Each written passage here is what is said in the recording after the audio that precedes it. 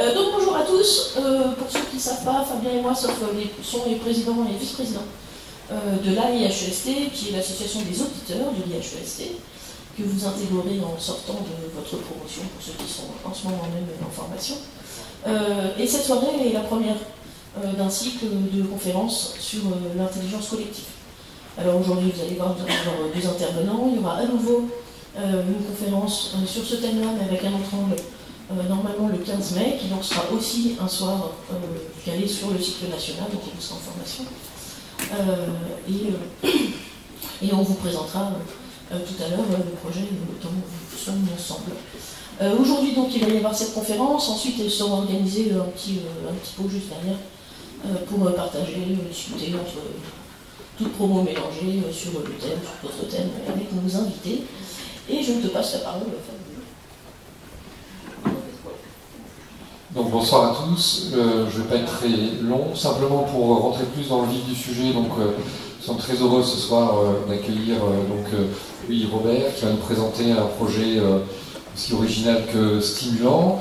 Et donc Joël Chevrier qui est donc au CRI, professeur des universités.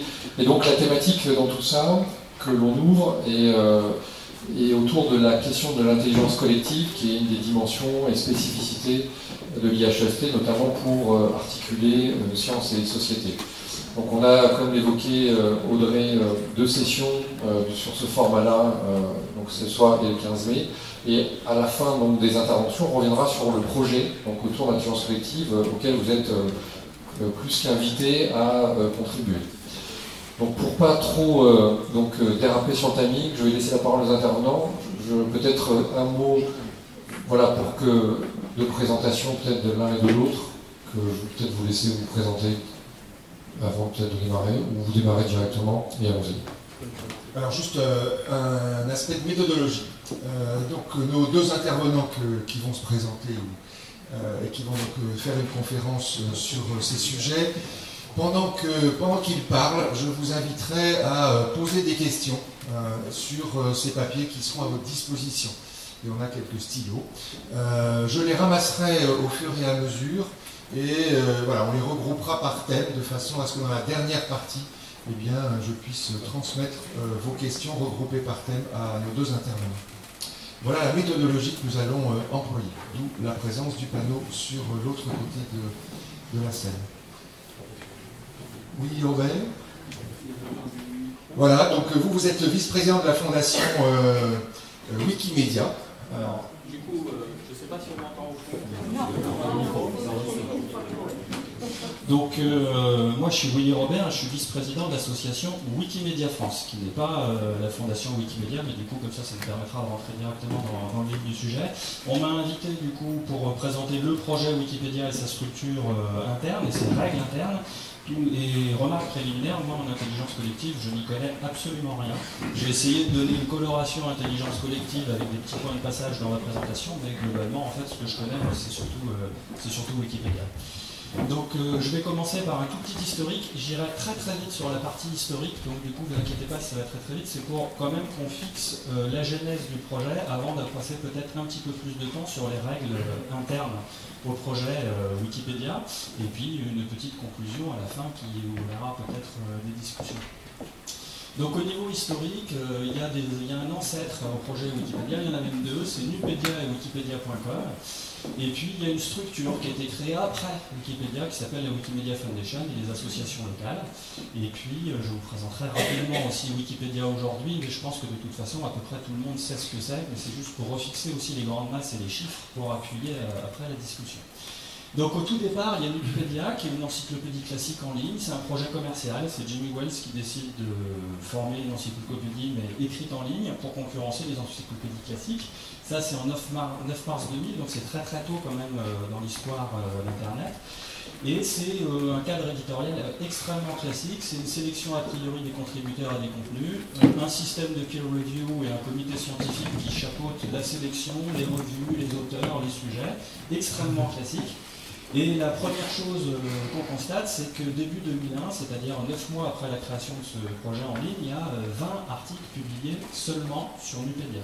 Donc comme au départ c'est un projet commercial, les fondateurs se disent là on ne peut pas rester sur cette base-là, et ils vont faire une tentative d'essayer d'alimenter leur procédure de sélection avec la création d'un wiki qui va s'appeler wikipedia.com au départ. Et ce wiki, il est envisagé au départ, sur la base d'un projet commercial, comme une sorte de brouillon ou de sas d'entrée pour alimenter la procédure de sélection du projet Nupedia, de façon à ce qu'il y ait plus de gens qui proposent des contenus, parce que les gens avaient tendance à être un peu découragés par la procédure. C'était une procédure de peer review en 7 points, ils quittaient la procédure en cours de route, et finalement il n'y avait pas beaucoup de contenu qui montait dans la procédure de sélection. Donc le wiki, c'est la technologie qui a été choisie, parce que c'est le début d'Internet, donc il n'y a pas encore ces histoires de Drive ou de Google Sheet où on peut faire de la collaboration en ligne. Donc c'est l'outil qui a été choisi, puis on va voir que c'est le cadre technologique aussi qui va induire plein de choses sur le fonctionnement même du projet.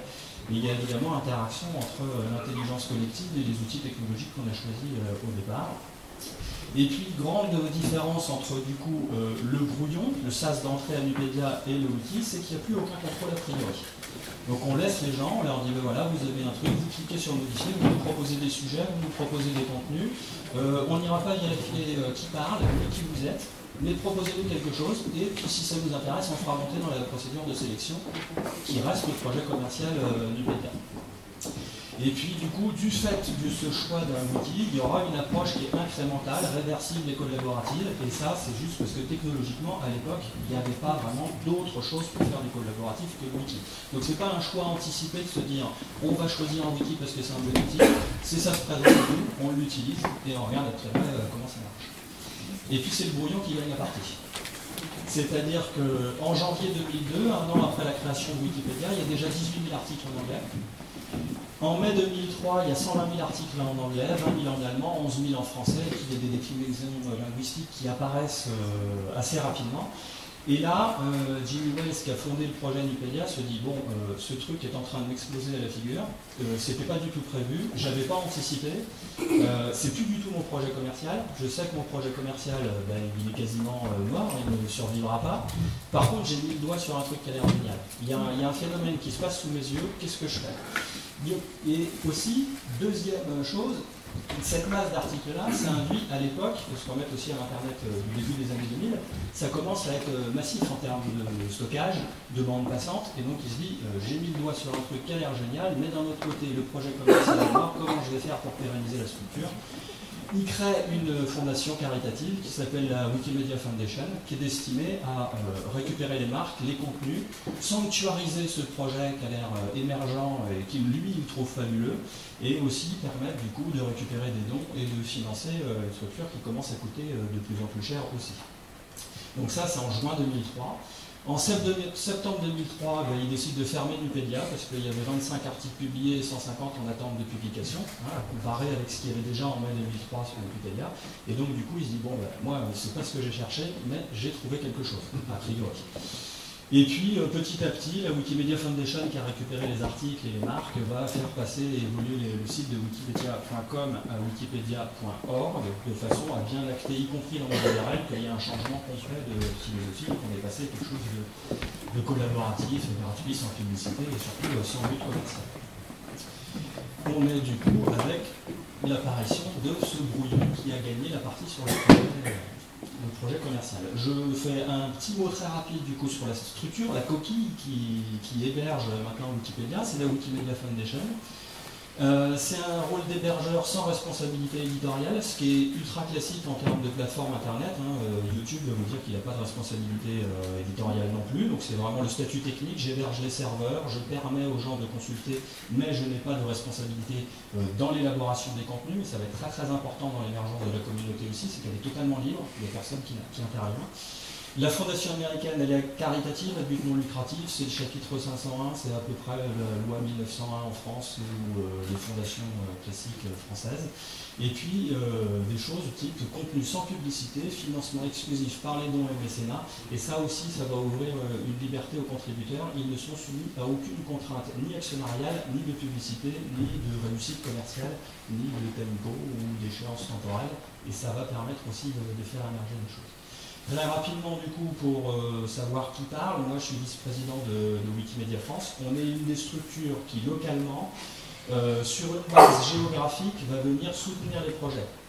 En revanche, on n'a aucun rôle dans Wikipédia. C'est-à-dire qu'on n'est ni hébergeur, ni éditeur. Nous, dans l'association, en tant que personne, on contribue à Wikipédia, mais l'association en tant que telle, elle ne produit pas de contenu, et elle n'a pas de responsabilité ni juridique, ni technique.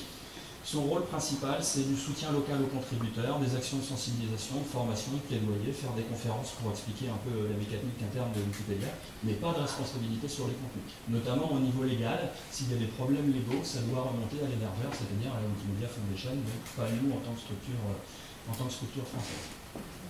Wikipédia aujourd'hui, très rapidement, tout le monde sait ce que c'est, mais il y a quand même des ambiguïtés. L'organisation des projets est par langue. Les associations, elles sont sur une base géographique. Moi, je parle en tant que Wikimedia France. Par contre, les projets, eux, ils sont linguistiques. Notamment, on ne dira jamais Wikipédia France, mais Wikipédia en français. Et c'est une différence qui est absolument fondamentale, parce que dans Wikipédia en français, il y a des contributeurs québécois, togolais, ivoiriens, belges, qui viennent de partout. Et donc, du coup, la base, elle n'est pas géographique. Ce qui va aussi générer, du coup, de la diversité culturelle et de la possibilité d'émulation ou de confrontation de points de vue. Chaque langue est gérée par sa communauté de contributeurs bénévoles. Il n'y a jamais d'interaction de staff de la Wikimedia Foundation dans les contenus, jamais. Et puis une autonomie éditoriale totale, sauf en cas de problème légaux, si il y a une réquisition judiciaire, c'est l'hébergeur qui intervient. Sinon, pour tout le reste, ce sont les contributeurs bénévoles qui gèrent, qui décident, qui élaborent leurs règles et qui mettent en œuvre leurs propres projets sur une base linguistique. Notamment, les germanophones ne sont pas organisés exactement de la même façon que les francophones ou que les anglophones et n'ont pas exactement le même corpus de règles et de façon de travailler. Et puis une autonomie technique très large, je ne vais pas en parler beaucoup, mais bon, si vous allez sur des plateformes du type Facebook, Twitter ou YouTube, vous n'avez pas la main sur le logiciel, vous ne pouvez pas changer l'interface, rajouter des boutons. Sur Wikipédia, les Wikipédiens peuvent même changer la façon dont le site s'affiche et les outils qu'ils vont utiliser. Et on a aussi la main sur la technique, on n'a pas que la main sur le contenu en tant que tel, ce qui va donner aussi une liberté aux Wikipédiens. En termes d'articles, très rapidement, 49 millions d'articles. Pour le français uniquement, vous avez 2 millions d'articles, 460 000 pages vues par heure, donc c'est colossal en termes de surface et de visibilité. C'est le 4e site le plus visité en France et c'est le seul qui est non commercial dans le top 10. En fait, c'est le seul qui est non commercial dans le top 50 ou dans le top 100 ou dans le top ce que vous voulez.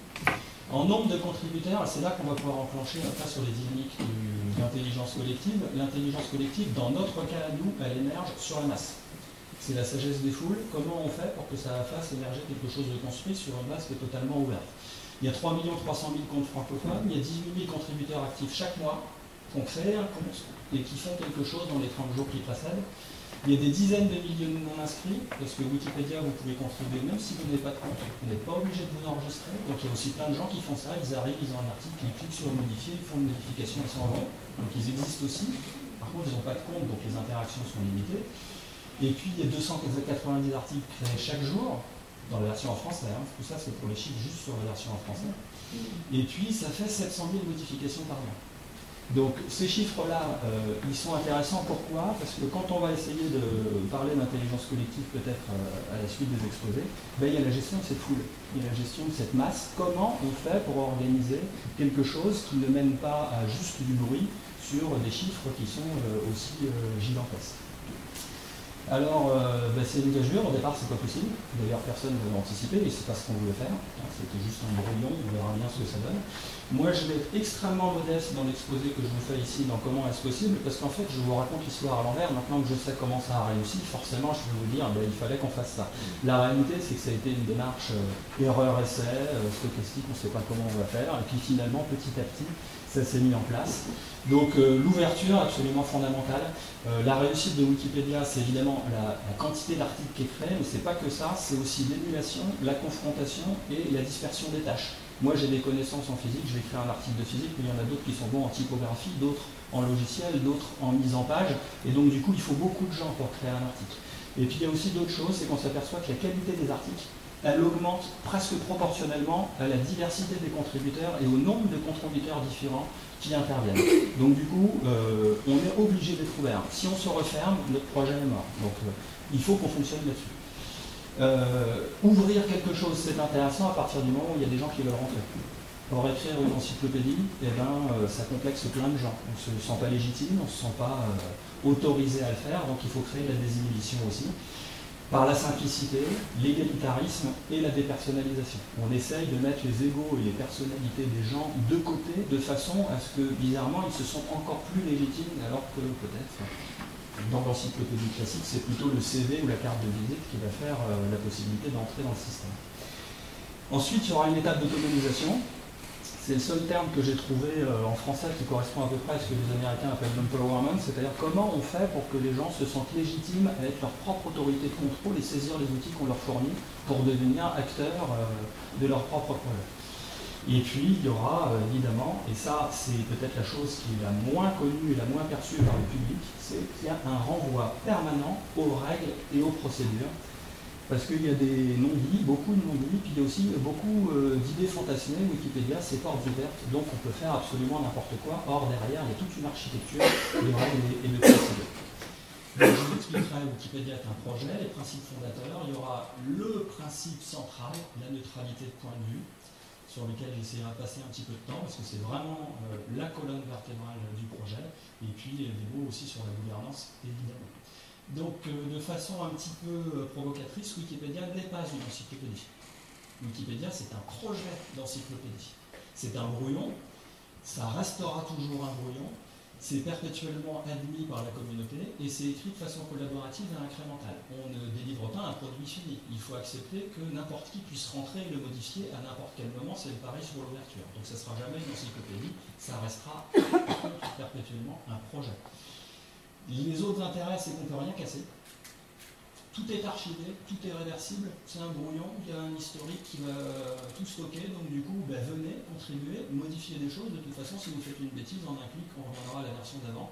Donc du coup, ça c'est aussi le pari sur la désinhibition, mais sauf que c'est l'environnement technologique qui le permet, c'est le wiki qui permet ça.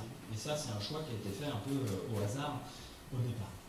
Et puis les façons de s'impliquer sont infiniment variées. Vous êtes fan d'orthographe, de conjugaison, pas de souci, vous le faites. Vous voulez écrire un article en entier, allez-y. Vous voulez corriger ce type de coquille toute votre vie, vous avez le droit aussi. Tous les profils sont possibles et vous pouvez participer chacun à la hauteur de ses ambitions. Wikipédia n'a aussi aucun autre but que d'écrire une encyclopédie. C'est une belle tautologie, mais derrière, il y a plein de choses. C'est-à-dire, on n'a pas d'échéance, on n'a pas de deadline à respecter, on n'a pas d'objectif du type il nous faut 3 millions d'articles, où il faut traiter d'abord tout ça parce que c'est le plus important. Chacun fait ce qu'il veut. Vous vous ennuyez, vous faites quelque chose, ça ne vous intéresse plus, vous partez, vous revenez, vous êtes bénévole, il n'y a aucune contrainte, vous êtes libre, venez chez nous. Les principes fondateurs du projet, on va tourner beaucoup en boucle un petit peu sur les mêmes thématiques, mais c'est pour essayer d'acter ces faits-là. C'est la simplicité et l'ouverture, pas d'inscription requise, tout le monde peut participer tout le temps. Et par contre, une ossature de 5 principes fondamentaux. Et ça rentre vraiment pour moi pareil dans la simplicité. Il n'y en a que 5. Et en fait, dans ces 5-là, il n'y en a que 4. La pertinence encyclopédique, qui en même temps veut dire ce qu'elle veut dire et puis ne veut rien dire. Mais ce qui est intéressant, c'est que tout le monde est d'accord, on veut créer une encyclopédie, mais c'est suffisamment flou aussi pour générer du débat, voire du conflit. Qu'est-ce que c'est une encyclopédie? Qu'est-ce qu'on choisit? Oui, non. Et ça sera générateur d'une communauté qui va s'organiser sur le débat. Le contenu est libre. Il y a un troisième principe fondateur qui est la neutralité de point de vue. Et puis il y a des règles de respect des règles de savoir-vivre qui sont évidentes, communauté qui est énorme, qui est massive, et donc du coup, comme dans toute interaction sociale, il faut aussi se respecter, se parler poliment. Et puis le 5e principe fondateur, c'est pas d'autres règles fixes que ces 5 principes. Ce qui est assez étonnant, parce que du coup ça en fait 4 plus 1 qui dit qu'il n'y en a pas d'autres, mais le 5e est absolument fondamental, notamment ici, ça ne veut pas dire qu'il n'y a pas d'autres règles, il y a des milliers d'autres règles, mais il n'y a que ces 4-là qui ne sont pas négociables. Toutes les autres, c'est les communautés qui décident de s'auto-organiser, de décider de dire on va se choisir ça comme règle de fonctionnement à nous. Le seul truc qui est fixe, c'est ça. Moi, je vais détailler un peu contenu libre et neutralité de point de vue. Les énoncés ont l'air hyper transparents et hyper faciles à comprendre, et en réalité, c'est sur ces deux énoncés-là qu'il y a le plus de fausses compréhensions et de fausses idées. Notamment, libre de quoi? Le contenu est publié sous licence libre. La licence libre, c'est pas libre de droit. Libre de droit, c'est le domaine public, il n'y a aucun droit qui est attaché au contenu. Ici, c'est licence libre, c'est-à-dire qu'il y a un droit d'auteur. Il y a un droit d'auteur, mais qui est plus libéral que le droit par défaut, d'où son nom libre. Ça implique une première chose, c'est que la propriété, elle est collective et non exclusive. Vous ne pouvez pas empêcher quelqu'un de s'emparer de Wikipédia, et puis ça appartient à tout le monde. Du coup, c'est aussi un pari sur l'ouverture et la simplicité. Et puis, vous avez liberté de réutilisation, modification, copie, distribution, sous réserve de citer les auteurs. Là, l'intérêt aussi, du coup, c'est que vous pouvez modifier. Du coup, vous pouvez rentrer à n'importe quel moment et modifier le texte du contributeur qui était là avant vous. C'est sensible, vous y êtes autorisé juridiquement à le faire, alors que ça aurait été très compliqué sur une démarche de copyright, voire impossible. Par contre, l'élaboration, elle n'est pas libre. On est libre au niveau juridique licence, droit d'auteur. En revanche, c'est extrêmement procédural, l'élaboration des contenus dans les articles. Et ce qui va gouverner les procédures de rédaction, c'est la neutralité de point de vue. Pareil, la neutralité de point de vue, tout le monde voit à peu près ce que c'est dire. Enfin, un point de vue neutre, c'est normal, c'est une encyclopédie. En réalité, du point de vue wikipédien, moi je pense que c'est vraiment un mauvais terme, hein, parce qu'il induit vraiment de fausses idées. Mais du point de vue wikipédien, c'est l'interdiction des synthèses inédites et des arguments d'autorité. Il n'est pas possible de publier sur Wikipédia un point de vue sur un sujet qui n'aurait pas déjà été édité par quelqu'un et publié par quelqu'un à l'extérieur de Wikipédia. Et il n'est pas possible non plus d'user d'arguments d'autorité. C'est-à-dire qu'il n'est pas non plus possible de dire la vérité sur ce sujet-là et ce point de vue-là, c'est le bon, parce que moi, je suis chercheur, moi, je sais, donc, avec mon CV, je vais me dire ça. Ça, c'est interdit. On ne peut pas faire ça. Ça, c'est vraiment le cœur de la neutralité de point de vue. La première des conséquences, c'est qu'il faut attribuer les points de vue. Puisque ce n'est plus le Wikipédien qui parle, il va falloir dire qui parle. Cette attribution des points de vue, elle va générer une conséquence immédiate derrière, c'est qu'il va falloir citer des sources. Tout s'enchaîne petit à petit. Interdiction de la synthèse inédite, donc attribution des points de vue, qui a émis ce point de vue, donc il faut citer des sources, capacité à vérifier l'information. Et puis, le contributeur à Wikipédia est un tiers narrateur, de ce fait. Pourquoi? Parce qu'il s'appuie sur une source, lui, il s'appuie sur une source, qui est la deuxième partie, qui traite d'un sujet, qui est la partie primaire du problème. Et du coup, il ne parle jamais en son nom. Du coup, les égos sont mis de côté, l'identité civile n'est pas pertinente, et puis on peut passer une dépersonnalisation complète du débat qui va être le moteur de fabrication d'une communauté sur une base apaisée, alors que construire une encyclopédie, c'est a priori conflictuel, il faut faire des choix. Deux moyens pour réussir cette neutralité de point de vue, parce que les vœux pieux peuvent être nombreux, si on n'a pas des moyens d'arriver à faire que les gens acceptent de mettre en œuvre les beaux principes, on n'arrive à rien du tout. Chaque sujet doit être traité dans un article unique, absolument fondamental, cette ligne-là, par comparaison à ce qu'est une plateforme numérique classique du type Facebook, YouTube ou Twitter, où les discours sont en permanence parallèles. Quand vous allez sur YouTube, vous pouvez avoir une vidéo de 5 minutes sur un rescapé de la Shoah et à côté une vidéo de 5 minutes sur un négationniste notoire. Les discours restent parallèles, chacun produit son point de vue dans un dispositif qui ne jamais n'est confronté aux autres. Nous, on assume le fait qu'il y aura unicité des articles. Le deuxième point, c'est que les articles n'appartiennent pas aux contributeurs. Du coup, personne ne peut s'accaparer le point de vue. Il faut toujours laisser la possibilité à un nouvel entrant de rentrer, de modifier, et donc du coup de garder l'émulation, le nombre et la foule qui vient générer du contenu. Pas de parallélisme de discours, on assume la confrontation, il y a des choix à faire, tout le monde n'a pas les mêmes points de vue, tout le monde ne lit pas les mêmes livres, tout le monde n'a pas les mêmes sources, tout le monde ne veut pas dire la même chose, on assume la confrontation. On dépersonnalise les débats par attribution des points de vue. Je dis c'est pas moi qui parle, c'est cette source-là qui parle, donc du coup déjà je suis à l'extérieur du débat et c'est beaucoup plus facile de générer de la discussion. Recherche du consensus obligatoire. Il n'est pas possible de créer un deuxième article qui dirait noir alors qu'il y en a déjà un qui dit blanc, donc il va falloir se mettre d'accord. C'est absolument impératif. Et puis ce qui règle tous les désaccords sur Wikipédia, c'est la production des sources. La production des sources, c'est là-dessus qu'on discute, Et c'est ça qui va régler la place accordée et la génération des points de vue à l'intérieur vraiment du texte des articles. Si vous avez 15 sources académiques qui disent un point de vue et par contre un blog d'un anonyme qui dit autre chose, eh bien, il y aura une place relative à la qualité des sources dans les articles. C'est ça qui règle définitivement les discussions sur Wikipédia. Comment on fait après, du coup, pour organiser ces 18 000 contributeurs francophones qui contribuent tous les mois, ces 700 000 modifications? Eh bien, l'égalitarisme. Pas de comité, pas de hiérarchie, qui soit éditorial. L'organisation éditoriale est totalement horizontale. La personne qui arrive, qui voit un article, qui clique et qui modifie, a le même pouvoir éditorial que celui qui est dans le projet depuis 15 ans et qui fait ça toute sa vie. Il y a une hiérarchie néanmoins, mais elle est purement technique. C'est-à-dire qu'il y a des gens qui ont des interfaces de logiciels supplémentaires pour réaliser des tâches techniques. Mais avec ces tâches techniques-là et ces outils techniques, ils n'ont pas de droit particulier sur la génération des contenus et sur la façon dont va s'écrire l'éditorial, les choix éditoriaux dans l'encyclopédie. Toujours préférer la discussion et la recherche du consensus au vote. On vote sur Wikipédia, on vote sur tout, on vote en permanence, mais on ne vote jamais sur le contenu des articles. On vote sur élire un administrateur, changer l'interface, choisir une nouvelle règle, mais on ne votera pas sur ce paragraphe-là, c'est le bon, ça c'est pas possible. Donc c'est aussi une base égalitaire, consensus et discussion. Seuls les contenus importent, l'identité civile est absolument non pertinente, c'est pas vous qui parlez de toute façon. Donc, du coup, ne venez pas mettre votre identité civile dans la discussion. Produisez vos sources, et on discutera de vos sources. Interdiction de discuter des personnes, discussion sur les contenus et sur les sources uniquement. Et je vous promets que c'est la seule façon d'y arriver avec autant de gens qui veulent dire autant de choses sans que ça tourne au pugilat permanent. Il ne faut pas que les personnes soient impliquées à l'intérieur de la discussion. Et puis une référence systématique aux règles. Évidemment, on renvoie vers les 5 principes fondateurs, ils sont non négociables, mais aussi de très nombreuses règles et procédures pour régler tous les problèmes subalternes. L'admissibilité des sujets, la typographie, la mise en page, vous avez des milliers et des milliers de règles auxquelles vous pouvez renvoyer les contributeurs pour dire ah ben non, ça c'est pas possible parce que tu as lu, il y a cette règle-là. Et par contre, toutes ces règles-là, elles sont élaborées collaborativement par la communauté des contributeurs. Ils se l'auto-imposent. Et après, il va savoir comment on fait pour diffuser ces règles-là à l'intérieur de la communauté. Donc très grande souplesse et adaptabilité des règles qui sont écrites collaborativement. Après, il y a l'autonomisation.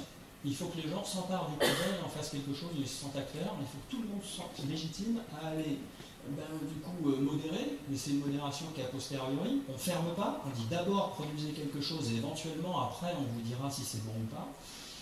Aucun prérequis, vous n'êtes même pas obligé de connaître les règles. Vous cliquez, vous modifiez, et puis par contre tout le monde participe à la gouvernance. S'il y a quelqu'un qui pense que ce que vous faites n'est pas correct, éventuellement, il vous le dira. L'intérêt, c'est que ça responsabilise ceux qui disent je vais aller dire au nouveau entrant, ben là tu as fait une petite erreur, tu devras faire comme ci, il va lire la règle comme ça. Responsabilisation. Tout le monde peut sanctionner éditorialement, je mets entre guillemets sanctionner parce que le but n'est pas vraiment la sanction, le but est plutôt la pédagogie. T'as pas respecté telle règle, va la lire. Le coup d'après, tu feras ta contribution, ça sera quasiment la même, mais elle respectera la règle. Et ça va assurer quelque chose qui est fondamental, c'est la diffusion large et rapide des règles. Il n'est pas possible de faire vivre la structure de façon cohérente, avec autant de gens sur une base totalement égalitaire, si les règles ne sont pas diffusées de façon très très large et homogène et très rapidement. Donc ça permet de le faire. Et puis il y a le cadre technologique. Le cadre technologique en lui-même, il va aider les gens à la diffusion des règles, à la responsabilisation. Importance du cadre technique, 2 mots du coup. Chaque article a sa page de discussion, donc on peut discuter effectivement sur chacun des articles, c'est possible, chaque article a son historique, rien n'est jamais perdu, on peut toujours revenir en arrière, on discute et puis si on est d'accord, on verra ce qu'on fait. Des résumés de modification motivent des changements, vous pouvez dialoguer au moment où vous modifiez, vous dites j'ai corrigé ce paragraphe parce que je pense que ça génère déjà une discussion avant même d'avoir rencontré un interlocuteur. Des pages de discussion entre contributeurs, des pages de discussion générale par thème sur la physique, les maths, l'histoire géo, de la discussion, de la recherche de consensus. Et puis du coup, ça permet une vigilance qui est totalement distribuée, qui incombe à tout le monde. Vous êtes lecteur de Wikipédia, certainement, vous avez dû vous arrêter, vous voyez quelque chose qui ne vous plaît pas, vous cliquez sur modifier. Vous êtes responsable aussi du contenu, ça vous appartient, Wikipédia, ça n'appartient pas qu'aux contributeurs. Et puis il y a des outils de vigilance, modification par article, par thématique, par abonnement. Vous pouvez dire je veux savoir toutes les modifications qui sont faites sur l'article Isaac Newton en temps réel, envoyez-les-moi, c'est possible. Donc, du coup, la vigilance distribuée. recherche de l'auteur d'un passage, qui a écrit ça, c'est bizarre, je veux aller discuter avec lui, j'ai pas compris, c'est quoi ta source, qui parle, on peut faire ça. Et puis il y a des automatisations, on a des robots, on a tout un cadre technique qui permet de mettre en musique cette philosophie qui est compliquée à gérer. En conclusion, très rapidement, nous on pense, moi je dis nous, enfin c'est moi, actuellement, les gens avec qui j'en ai discuté, mais que c'est un fonctionnement qui est égalitaire et procédural, ça j'en suis intimement convaincu, qui est trouvé par sérendipité, parce que du coup jamais personne s'est dit tiens, bonne idée, on n'a qu'à faire ça, vous allez voir ça marche, non, on cherchait autre chose. Et puis on est tombé dessus, tant mieux. Ouverture, simplicité, autonomisation, renvoi aux règles, nécessité de diffusion large des règles de distribution locale de l'autorité, et puis un environnement technique adapté qui permet de réaliser le projet en tant que tel. Philosophiquement, ce qu'il faut aussi accepter, c'est que moi je vous raconte une histoire, maintenant on sait que ça marche, mais en fait, Wikipédia, il y a des dizaines et des dizaines de théories qui peuvent vous prouver que c'est impossible et que ça ne marchera jamais. On espère juste qu'on ne s'est pas trompé. Voilà, je vous remercie, et puis du coup je vais laisser la parole.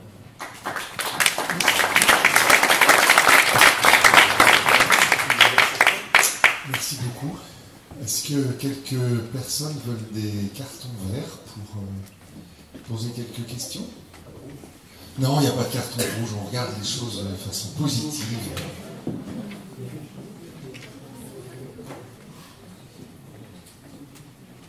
Alors, je vous laisse la parole. Vous êtes professeur de physique à l'Université de Grenoble. Peut-être direz-nous plus de mots sur votre profil, votre carrière. Et je vous laisse 20 minutes.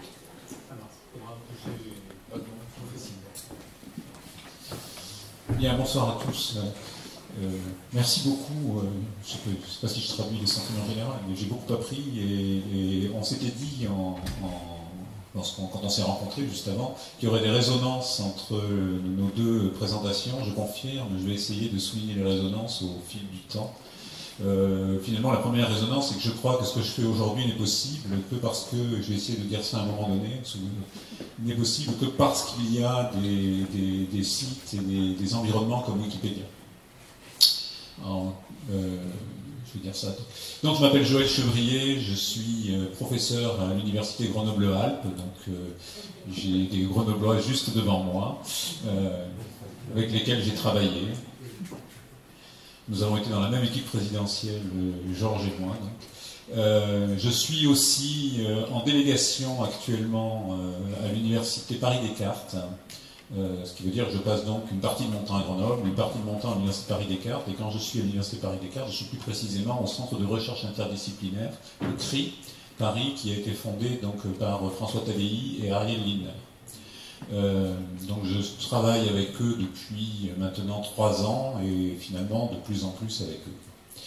Et je suis aussi, ça viendra dans les discussions, à travers le CRI, je suis aussi professeur invité à l'université de Tsinghua en Chine, donc à Shenzhen, puisque les expériences dont je vais vous parler ce soir se situent à Grenoble, à Paris, à Shenzhen, à Mumbai et puis dans d'autres endroits. C'est important, c'est pas simplement pour vous dire, mon Dieu, on travaille dans différents endroits dans le monde. J'essaierai de souligner ce qu'on essaye de faire ressortir un petit peu d'universel à toutes ces expériences qui se situent sur quand même des continents, dans des pays et des cultures très différentes. Donc, ceci étant dit, finalement, ce que je vais essayer de vous dire, c'est que ma vie a changé. Alors, vous savez, je ne sais pas si vous vous souvenez, mais dans le ça s'appelait Le Casse-tête chinois, je prends le film de Cédric Clapiche avec Romain Duris, et à un moment donné, il dit avant, je croyais que ma vie était compliquée, mais maintenant, je me rends compte qu'avant, ma vie, elle était vraiment simple. Ben, c'est un peu ce qui m'est arrivé, quoi. Parce que si je regarde le professeur enseignant-chercheur à l'université que j'étais dans les années 2000, et le professeur enseignant-chercheur que je suis aujourd'hui en 2019, si on s'en tient en particulier à l'enseignement, on pourra même évoquer la recherche. En tout cas, sur l'enseignement, ça n'a pas grand-chose à voir. C'est ce que je fais maintenant n'a plus grand-chose à voir avec ce que je faisais dans ces années-là. Ce que je faisais dans ces années-là, dans les années 2000, vous pouvez l'imaginer, et je ne vais pas le détailler parce que c'est à peu près connu de tout le monde, d'être ce que c'est que faire de l'enseignement en cours TDTP à l'université, etc.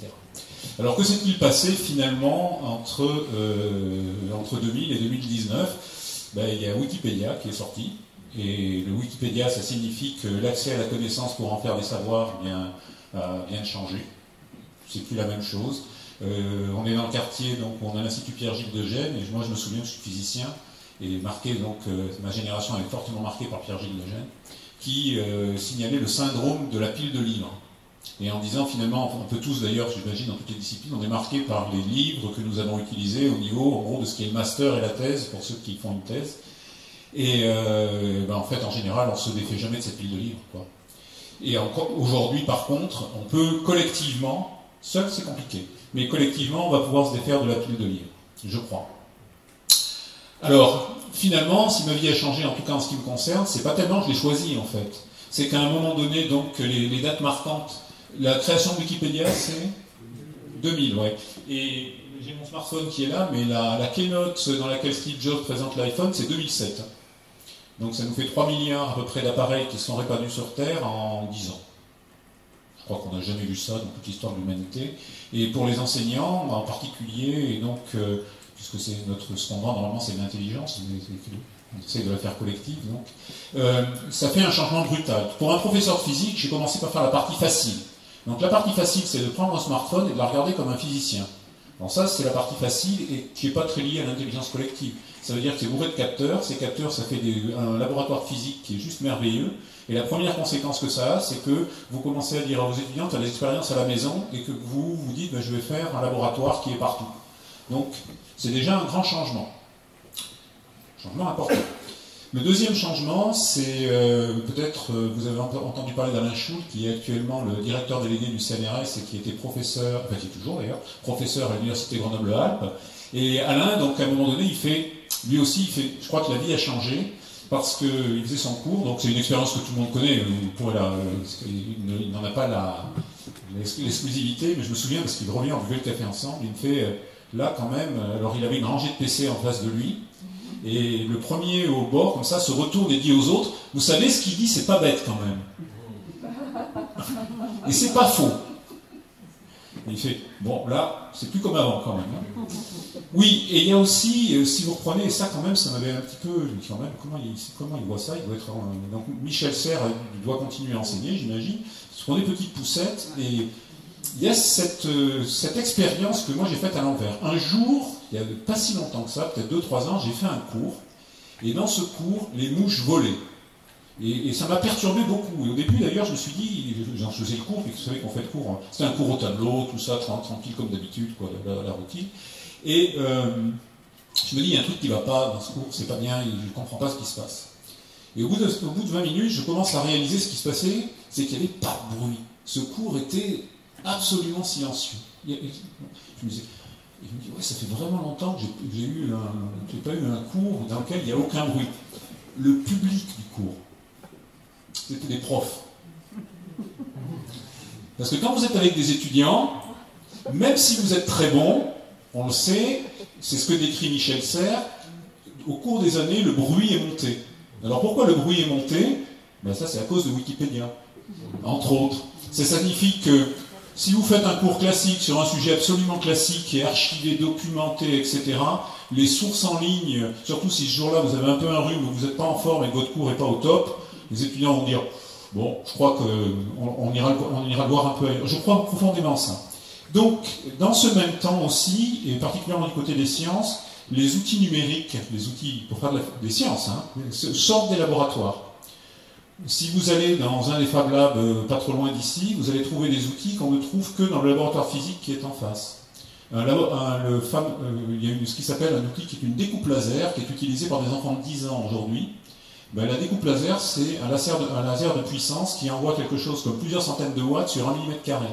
Donc ça veut dire que c'est pas que ça vous brûle votre œil, ça vous le détruit, ça vous le volatilise, quoi. Et d'ailleurs, c'est ce que ça fait, ça découpe. Et ça, c'est utilisé aujourd'hui. Donc moi, j'ai encadré une thèse il y a 15 ans, avec un appareil comme celui-là, il y avait écrit en gros ne pas rentrer, personne autorisé, faire tout le cinéma, quoi. Et aujourd'hui, c'est les enfants de 10 ans qui l'utilisent. Hein. Donc on voit tout un paysage qui, dans ces années-là, change. Alors, que se passe-t-il? Et ce que je vois émerger finalement, je ne suis pas le seul et de loin, et je n'ai aucune prétention quant à l'exhaustivité dans la présentation. Finalement, je vous présente ce que je vois autour de moi. Ce que je vois autour de moi, c'est que dans ces années-là, eh bien, il y a un certain nombre d'endroits, dans les universités et en dehors des universités, de gens qui disent, mais on doit pouvoir s'organiser pour travailler ensemble et apprendre des choses et travailler sur des projets de manière peut-être un peu différente. Il se trouve aussi que, en particulier à Paris, donc en ce qui me concerne, donc je vais dans le détail là, les designers sortent de leurs écoles, si je puis dire, et à Paris, ça a été le cas avec Alain Cadix, qui était le directeur de l'ENSI des ateliers, et qui d'ailleurs a démarché bien des universités françaises à cette époque-là, Alain Cadix. Beaucoup travaillé avec Paris-Saclay, avec Grenoble en particulier, et on s'aperçoit que les designers, les écoles d'art, ont eu une pratique pédagogique depuis longtemps, qui est une pratique pédagogique, pas nécessairement d'intelligence collective, mais en tout cas qui est extrêmement centrée sur le projet et sur la façon de travailler ensemble dans le projet. Évidemment, ils le font entre eux. Ce qu'on va apporter, je crois, en reprenant ces dispositifs pédagogiques, ça va être de dire non, on ne va pas le faire par exemple, entre physiciens.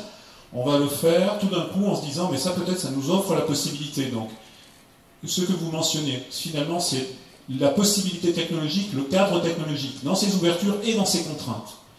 Dans ses ouvertures et dans ses contraintes. Les deux points sont très importants. À mes yeux, en tout cas, je vais essayer de détailler ça. Dans les ouvertures, ça signifie que, normalement, moi, toute ma vie, je n'ai jamais travaillé avec des designers, même avec des sociologues, ou avec des artistes, ou avec des architectes, ou ce que vous voulez. J'ai pas essayé d'être borné, c'était pas tellement ça le problème, c'est qu'en fait c'est très difficile de faire ça. Et quand vous devez simultanément aller dans une bibliothèque et dans un endroit où vous travaillez ensemble, ça va rendre les choses un peu compliquées.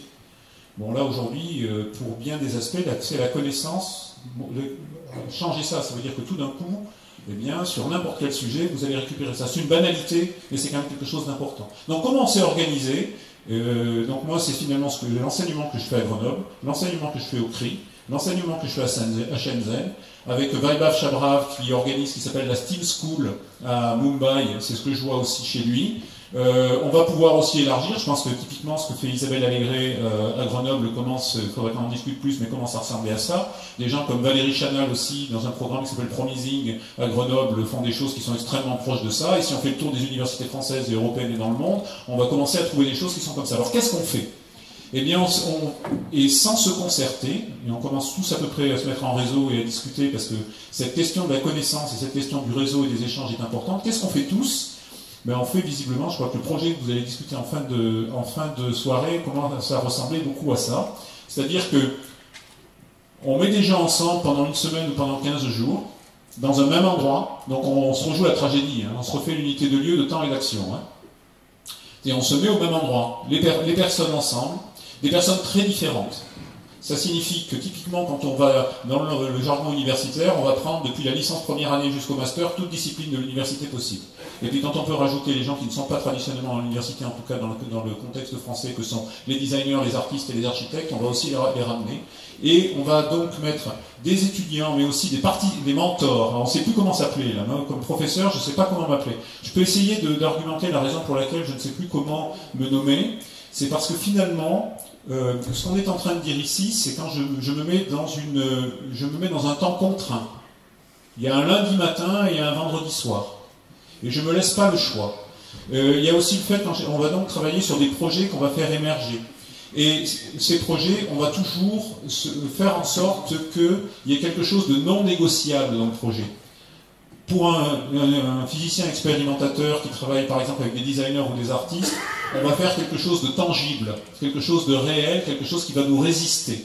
Et cette idée de ce qui résiste est très important. Le temps limité et de trouver quelque chose qui est une pierre de touche, qui est une contrainte qui va nous obliger à quoi faire, qui va nous obliger à travailler ensemble et aller au-delà de nous-mêmes.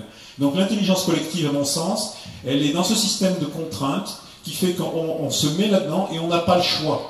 On va être obligé d'aller au-delà de soi-même et d'aller vers les autres, et tout d'un coup même de se mettre en posture de dire des bêtises. Donc pour les enseignants, normalement c'est un truc qu'on évite quand même. Bon, petite comme ça remarque, quand vous travaillez par exemple avec des professeurs des collèges, je crois que j'ai pas trouvé pire que les professeurs de collège pour avoir peur de dire des bêtises. Hein. Claude Cohen-Tanouji, qui est juste en face, qui est prix Nobel, a réglé la question, je crois, de ce point de vue-là, pour les enseignants de manière classique, et dit on a le droit de dire des bêtises, il faut juste les corriger. Un professeur des écoles, il a un mal de chien à même se dire je n'ai pas le droit de dire une bêtise, et ça les met souvent dans une posture qui est très difficile à tenir, quoi. Dans ces systèmes-là, on va presque provoquer, se dire, si je ne dis pas de bêtises, alors il y a peu de chances que je dise quelque chose de véritablement intéressant. Et là, le système de contraintes qu'on va organiser ne va pas vous laisser le choix si vous voulez rentrer dans le jeu. Et on va organiser cette façon de discuter comme ceci. On va aussi maintenir donc deux participants différents. En quelque sorte, les étudiants, les participants, et ce qu'on va appeler les encadrants, les professeurs et les mentors. Et partout dans le monde, à mon sens, on retrouve toujours ces deux niveaux.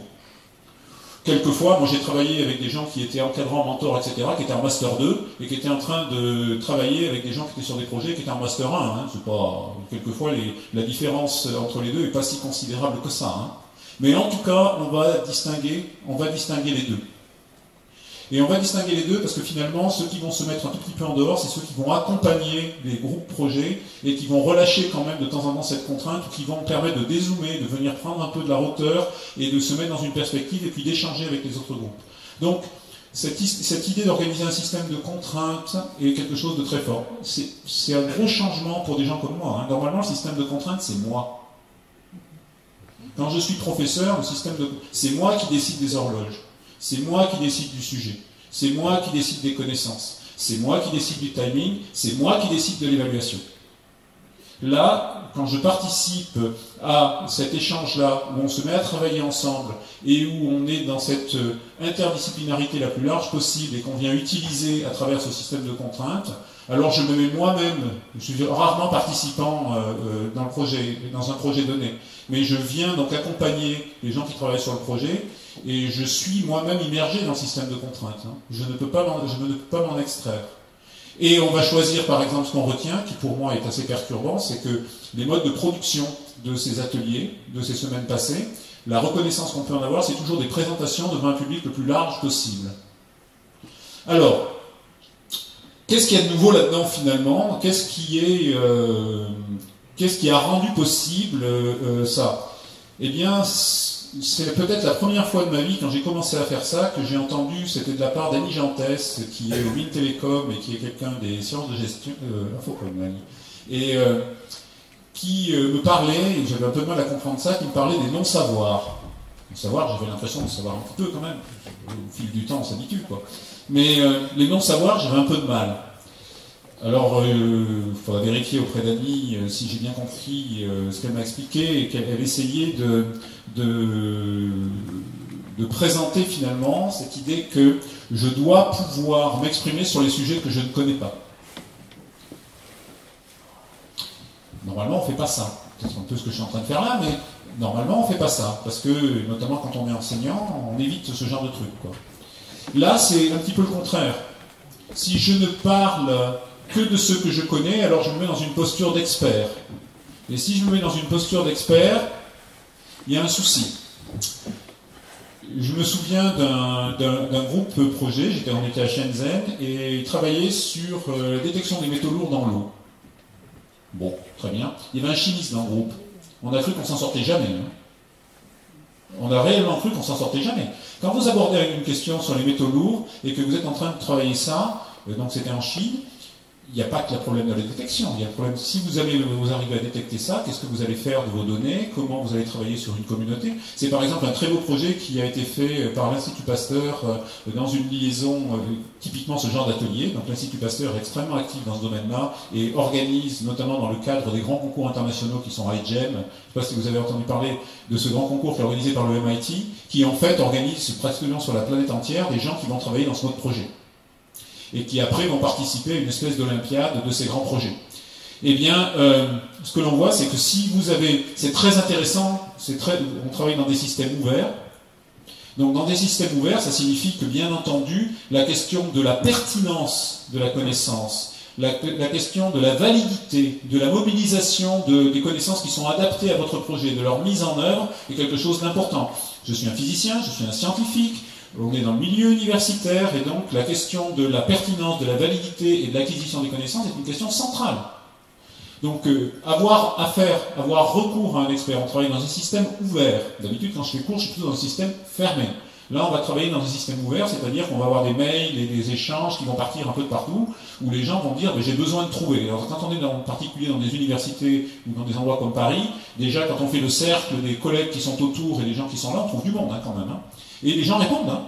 On envoie des tas de messages comme ça, les gens répondent, et on peut. Donc cette méthode, et là le Wikipédia est important aussi, qui va se dire collectivement comment on arrive à identifier les connaissances dont on a besoin pour un projet, quelles sont celles qui sont vraiment pertinentes, et quand on les met en œuvre, est-ce qu'on les met en œuvre avec donc pertinence et validité? Est-ce qu'à la fin, moi j'endosse, quand les présentations des étudiants sont faites, est-ce que j'endosse en quelque sorte la validité scientifique, la pertinence scientifique? Est-ce que je m'associe à ça, ou est-ce que je dis non, c'est pas possible?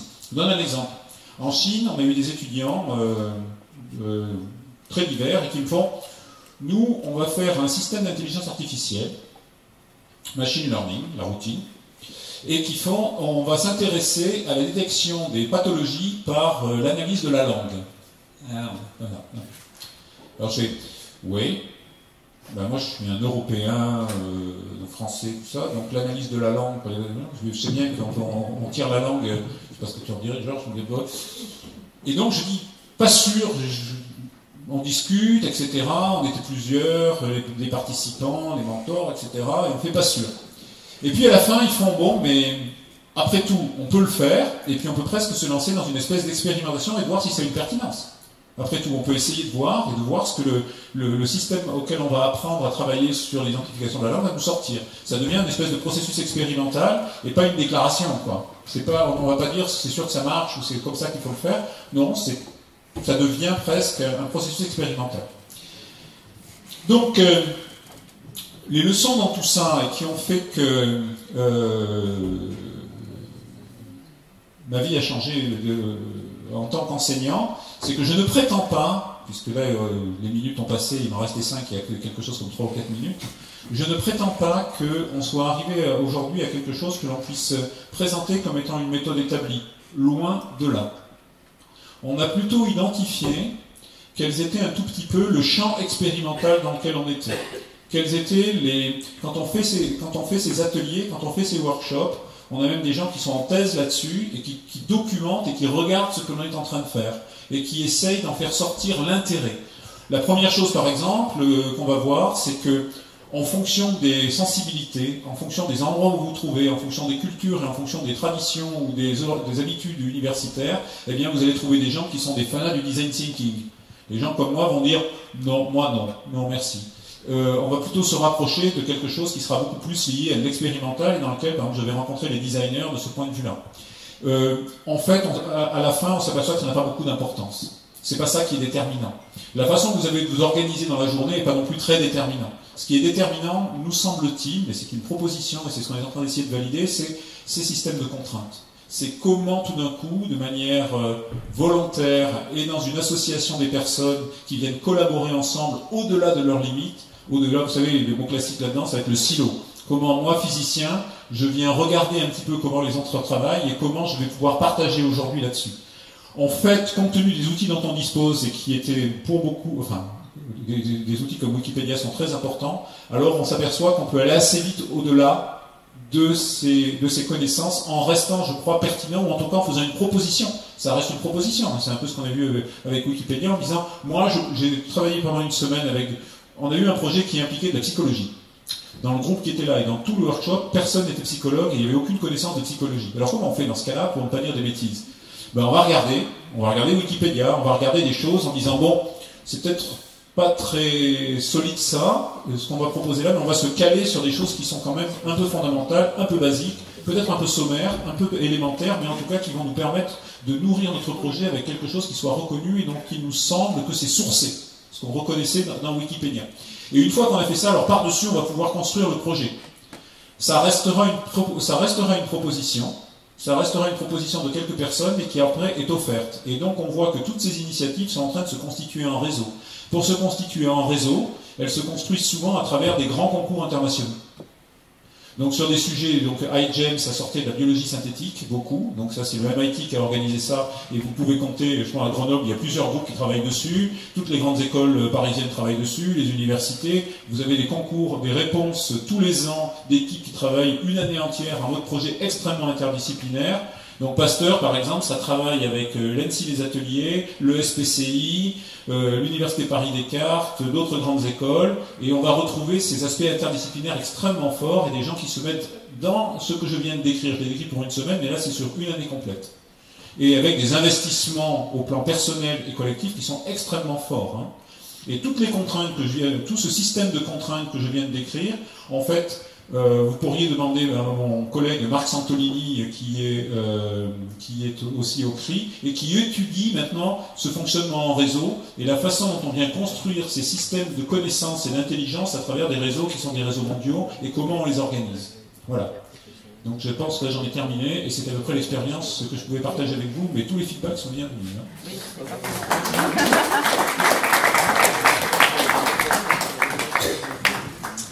Merci beaucoup. Peut-être certains d'entre vous écrivez encore quelques questions. Alors, peut-être on va commencer à... J'ai tenté de les regrouper. Alors déjà, j'ai une question très pragmatique qui est ressortie. Qui finance Wikimedia? Il y a bien un appel aux contributions, non? Alors, le financement des sites type Wikipédia, donc, il est assuré par la Wikimedia Foundation, qui est la fondation caritative américaine, et c'est le bandeau que vous voyez en haut des articles de Wikipédia assez régulièrement, courant novembre-décembre. On met le coût actuel, si vous voulez avoir une idée, c'est 150 millions de dollars. Pour la totalité de toutes les Wikipédia et tous les autres projets associés, parce qu'il y a une médiathèque, il y a des bases de données, il y a d'autres choses que Wikipédia, il y a plein d'autres projets à côté. On peut penser que c'est gigantesque, mais en fait, compte tenu de la visibilité du site, en fait, c'est vraiment la PME de la Silicon Valley. Hein. Nous, on compte en millions, Google, Facebook, etc., ils sont 3 ordres de grandeur au-dessus largement, et c'est à plus de 90% des dons particuliers. Il y a quelques mécènes, il y a quelques accords avec des entreprises qui donnent un petit peu d'argent, mais ultra majoritairement, c'est des dons qui tournent autour d'une moyenne de 30 ou 40 dollars américains, et c'est une levée de fonds, par contre, qui est mondiale. Donc, la provenance des fonds, je ne saurais pas vous la dire précisément, mais c'est des lecteurs qui peuvent contribuer. Et donc, c'est ce qui assure l'autonomie, c'est énormément de millions de petits dons manuels. Merci. Alors, il y a un bloc de questions qui émerge autour de jusqu'où on va dans le débat. La Terre est ronde, la Terre est plate, il n'y a pas de différence entre les races, etc. Il y a comment ça se passe si un contributeur refuse systématiquement les règles, et donc de défendre un point de vue personnel ou polémique. Avez-vous déjà eu des attaques de fake news, de désinformation? Voilà, ça c'est des questions qui aussi reviennent. Quels sont les risques, possibilités de manipulation de l'information sur Wikimedia? Est-ce que vous veillez à ça? Des questions pour vous, Willy. Alors, oui, et oui. Donc, Donc, jusqu'où on va dans le débat? On va dans le débat jusqu'à l'impossibilité pour les contributeurs impliqués dans le débat de fournir de nouvelles sources. C'est-à-dire qu'ils doivent fournir des sources pour essayer de gérer leurs problèmes éditoriaux. Effectivement, la Terre est plate, la Terre est ronde. Bon, là, généralement, en termes de sources, normalement, la discussion va se terminer assez vite. C'est plus, éventuellement, on aura peut-être beaucoup plus de difficultés sur des sujets qui sont des sujets d'actualité scientifique, qui peuvent être polémiques. Tout peut être polémique, a priori. La Terre est plate, la Terre est ronde, ça s'est réglé depuis longtemps. Par contre, la vaccination, les OGM, le nucléaire, le glyphosate, tout ce genre de choses. Là, ça va être une bataille source contre source. Et du coup, il y aura problème si éventuellement les gens n'arrivent toujours pas à se mettre d'accord alors qu'ils ont épuisé les sources qu'ils peuvent fournir. Alors là, les techniques de modération qui sont mises en place par les communautés, c'est on écarte les gens et on fait venir d'autres contributeurs. Donc là, il va y avoir on fait des appels en disant est-ce qu'il n'y a pas des gens qui veulent venir dans la discussion produire des nouvelles sources pour essayer de voir comment on va équilibrer. Sinon, sur les débats, par exemple, OGM, nucléaire, vaccination, aussi scandaleux que ça puisse paraître, on n'élimine pas les points de vue a priori. C'est-à-dire que s'il y a des gens respectables qui produisent des sources sur le fait que la vaccination ne se fait pas bien, eh ben ce point de vue-là sera représenté dans Wikipédia. Là où ça va se gérer, ça va être sur l'importance accordée à ce point de vue-là particulier et surtout à l'attribution du point de vue, de façon à ne jamais laisser croire que c'est Wikipédia a décidé que la vaccination c'était pas bien, mais vous aurez peut-être un petit paragraphe qui dira d'après le professeur machin de l'INSERM, on a des soucis. Des attaques de fake news, on en a, bien sûr, évidemment. On a même des attaques de chercheurs qui disent on va vous prouver que Wikipédia ça marchera jamais, on va venir pourrir vos articles, puisque tout le monde peut modifier. On a des journalistes qui le font. Vous avez vu n'importe quoi ce projet, je suis venu mettre ma petite crotte en bas de l'article et puis j'ai le droit, alors que c'est le principe même du site qui est comme ça. Alors nous, comment on gère ces problématiques de fake news? Eh ben, c'est la même chose un petit peu que la problématique sur la confrontation et le parallélisme des discours, doublée d'une autre chose, c'est que déjà il va falloir que tous ces discours-là soient confrontés. Donc ça c'est fondamental pour lever les fake news. Et puis il y a aussi une autre chose, c'est qu'on a un système qui est complètement ouvert et que d'un point de vue stratégique pour quelqu'un qui veut diffuser de la fake news, le fait de le faire dans un système ouvert où tout est réversible et où tout peut disparaître du jour au lendemain, l'intérêt est extrêmement diminué. Publier une vidéo qui va être vue 1 million de fois sur YouTube, ça sera indélébile. Elle a été vue, elle a été téléchargée, c'est terminé. Mettre une fake news dans Wikipédia, si la semaine d'après elle est révoquée et qu'elle est effacée par quelqu'un d'autre, l'intérêt est beaucoup moins important. C'est un petit peu comme faire du graffiti sur un tableau qui est effaçable. Bon, bah, ça vous fait plaisir 5 minutes, mais d'un autre côté, ça ne va pas perdurer très très longtemps. Donc voilà, nous, comment on analyse un petit peu les choses. Et puis la force de la multitude. On fait un pari philosophique. On espère que l'ouverture et la simplicité fera qu'il y aura toujours une personne vertueuse de plus que la personne non vertueuse qui vient d'arriver la minute d'avant. Du coup, vous avez aussi répondu directement à la question de la hiérarchie des sources, puisque vous vous obligez à... Et il y avait quand même le petit point sur la coercition technique que j'ai pas eu le temps d'aborder parce que c'est touffu quand même ce projet Wikipédia. Comment on fait le contributeur qui ne respecte jamais les règles? Le contributeur qui ne respecte jamais les règles va avoir un problème communautaire d'abord. Les autres contributeurs vont finir par dire nous on est 20 à te dire que tu ne respectes pas la règle, et c'est là qu'intervient la hiérarchie technique. C'est-à-dire qu'une fois que les contributeurs se sont mis d'accord pour dire tu respectes pas, tu respectes pas, tu respectes pas, les administrateurs, eux, ont un bouton pour dire ton compte est bloqué. Voilà. Voilà, ça c'est l'outil technique. Oui, mais attention, c'est important, on interviendra, l'administrateur, parce que moi je suis aussi administrateur, on n'interviendra jamais sur le contenu de l'article. C'est pas de l'éditorial, c'est de la protection. On peut protéger des pages aussi. Quand on a des vagues, bon, on le voit notamment dans les articles scolaires, dès que c'est la rentrée des classes, on a des articles, les articles sur Molière, Racine, etc., c'est vandalisé toutes les minutes. Donc du coup, là, on peut protéger la page à l'écriture, aussi nous restreindre son accès, mais c'est la protection technique, on ne choisit pas les contenus. Combien de contributeurs bannis Tous les jours. Des centaines, des milliers. Alors des questions qui tournent sur vos deux interventions autour des règles. Une première question, c'est il y a 5 principes fixes, des millions de règles qui se modifient sans cesse. Comment ces règles sont-elles définies? Est-ce que c'est l'agilité et la secret de Wikipédia? Et en écho à ce que vous avez dit, il y a ceux qui dézooment, vous avez utilisé ce terme. Est-ce qu'ils ne deviennent pas des super sachants ou des détenteurs de règles? L'élaboration des règles, oui, comme vous voulez. très rapidement, l'élaboration des règles sur Wikipédia, en dehors des 5 principes fondateurs qui sont non négociables, l'élaboration des règles, elle est communautaire, de la même façon que l'élaboration des articles. C'est-à-dire qu'il y a discussion, on se met d'accord, le bon sens ou pas, et c'est là les moments où éventuellement il peut y avoir vote, alors qu'on ne vote pas sur les contenus, on peut voter sur les règles, et c'est là qu'il y a le particularisme culturel qui va rentrer en jeu. Parce que vous avez les 5 principes fondateurs, par contre leur déclinaison en règles, elle peut être différente suivant que vous êtes la communauté francophone ou anglophone. C'est la discussion, le consensus, éventuellement le vote sur les règles, mais c'est communautaire. Alors ceux qui dézooment, sont-ils gestionnaires de règles? Alors, merci, je ne sais pas qui a posé la question, on s'y en est plusieurs fois, mais merci beaucoup, c'est un point que je voulais évoquer. Donc quand je fais cours traditionnellement, je suis tout seul avec une classe à peu près même nombre que vous, disons en général, quelque chose comme ça. Et donc là, je suis le sachant et personne ne peut porter la contradiction. Quand on fait ce type d'atelier-là, de partout, c'est jamais une personne qui assure expérimentalement, hein, j'ai jamais vu, je ne sais pas ce que ça a été décidé, mais le fait est qu'il n'y a jamais une seule personne qui est dans cette position d'encadrant, de mentor ou d'enseignant. Le mot enseignant ne va pas du tout pour ça. Et normalement, ce que l'on fait en général et que l'on voit émerger aussi, c'est qu'on assume les postures contradictoires. Donc, si vous avez un atelier, par exemple, à 30-40 personnes, vous allez rapidement vous retrouver avec, par exemple, 10 groupes de 4 qui vont travailler. Vous aurez 10 projets en parallèle qui vont tourner comme ça.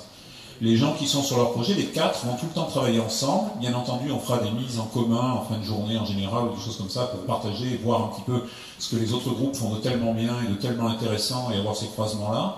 Et si pour 40 personnes participants, ben vous devez avoir chez des encadrants mentors, vous vous retrouvez à 4 ou 5 personnes, quelque chose comme ça, eh bien, ces 4 ou 5 personnes vont tourner sur les 10 projets, vont venir discuter tout le temps, se promener dans la journée, vont venir aussi un petit peu régler les temps de rencontres et de mise en commun, etc.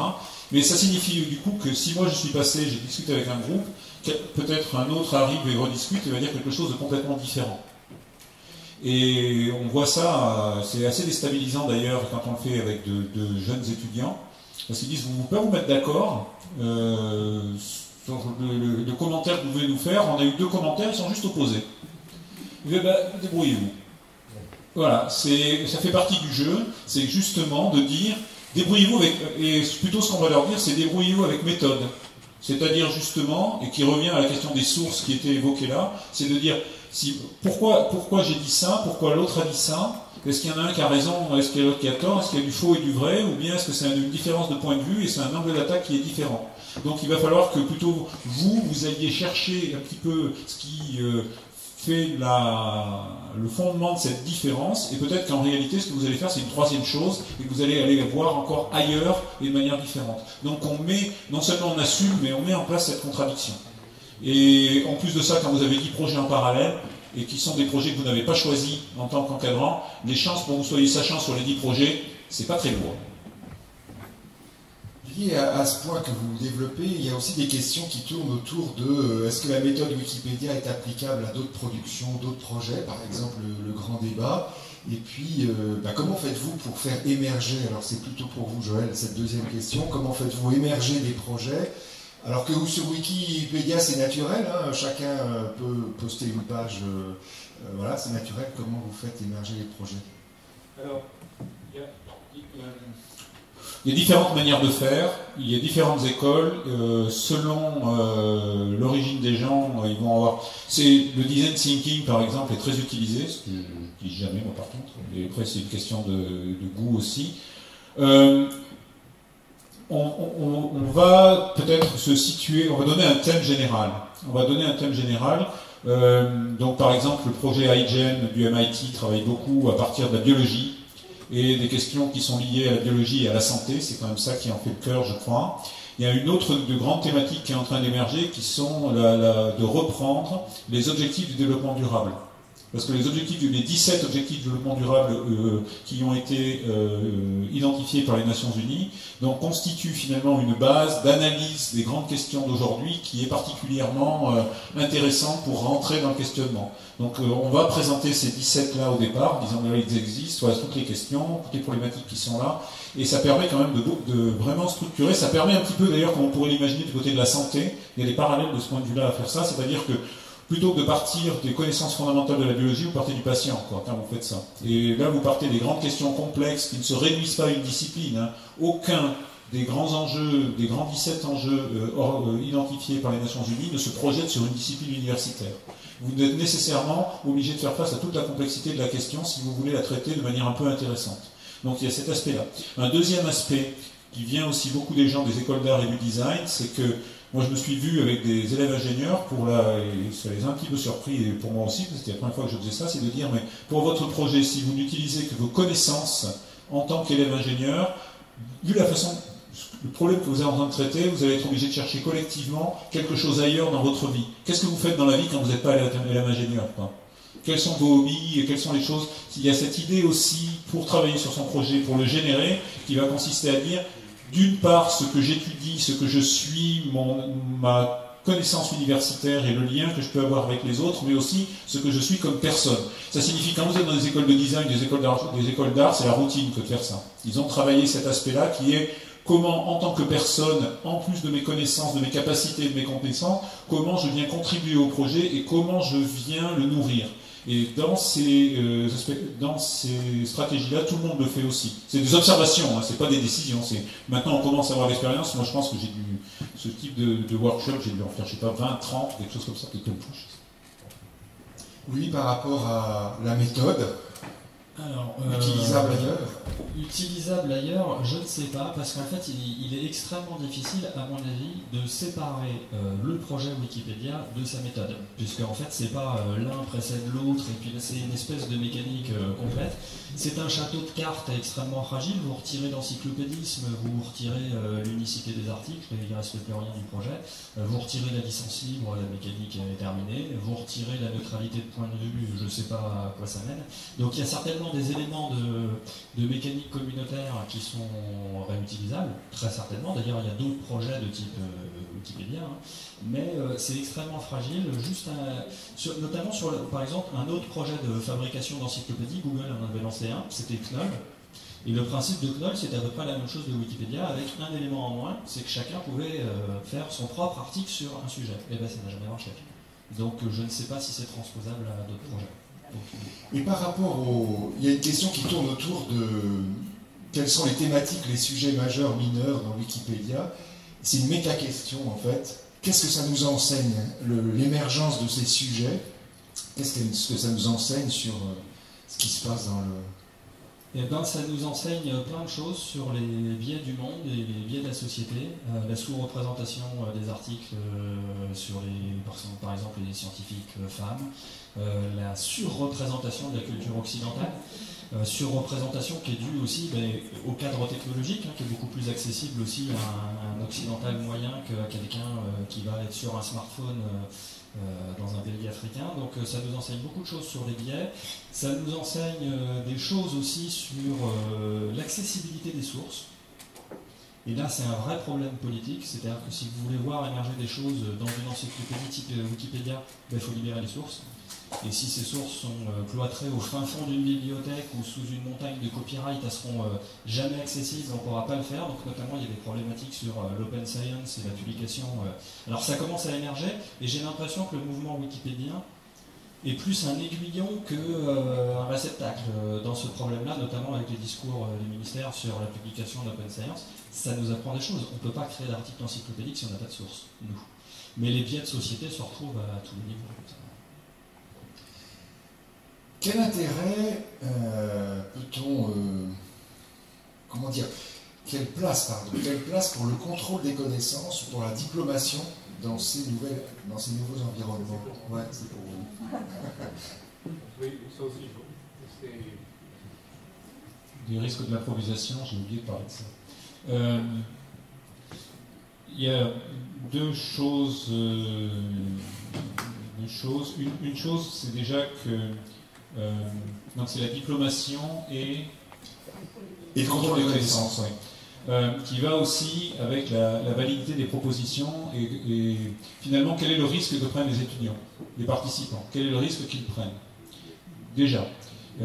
Et tous, personne ne s'est mis d'accord, mais ce qu'on est en train de faire, c'est que pour tous ces ateliers dans tous les pays du monde, toutes les universités, et même STEAM School à Mumbai, c'est pas une université qui fait, c'est une initiative de quelqu'un qui avait fini ses études et qui s'est dit crac, je vais faire ça, et qui a comme volonté de construire un système universitaire alternatif.